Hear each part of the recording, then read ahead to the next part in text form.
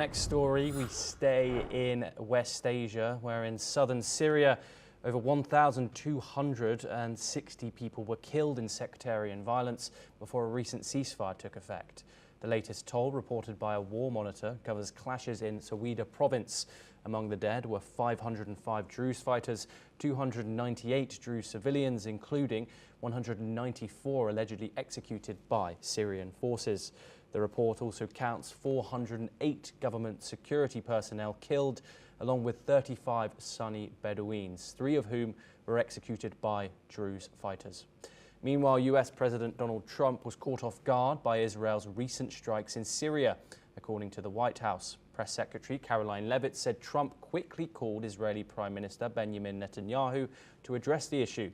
Let's take a listen in to what the White House Press Secretary Caroline Leavitt said. He was caught off guard by the bombing in Syria and also the bombing of a Catholic church in Gaza, which, as you know, I addressed at my briefing last week.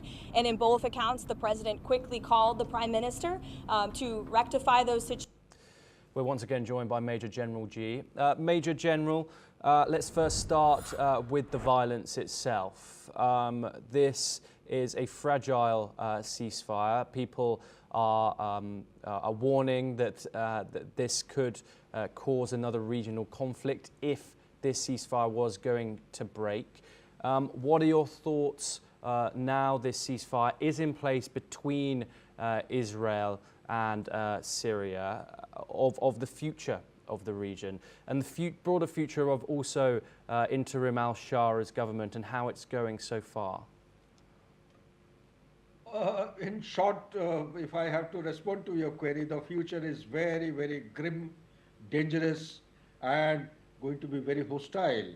And you see, Syria as a country is actually got a complex society, and it has got historical legacy issues which may be very complicated for people to understand.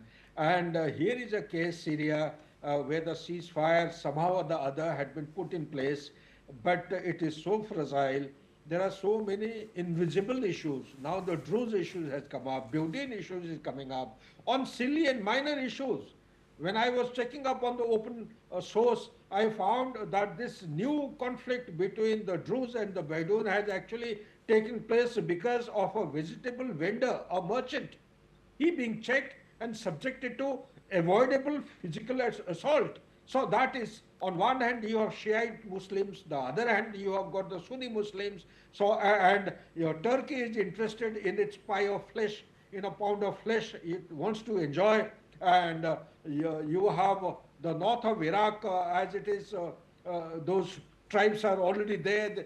The basic aim, as I understand, is that USA is gaining a lot by keeping the area under active hostilities, and it's gaining so much because Syria has got abundance of oil, and therefore USA has got its selfish interest, and in order to benefit and derive maximum economic leverage, the hostility, ongoing hostility in a way is being taken, perhaps is being assumed as a boon, which I personally feel is highly dangerous. And the international order has to take notice of this particular challenge, bring some kind of a peace and harmony to the area. Otherwise, entire Middle East all together, be it Iraq, Syria, Jordan or Iran, all of them will be burning. The whole world order is going to be subjected to some kind of imbalance. Instead of order, we'll continue to witness disorder in times ahead.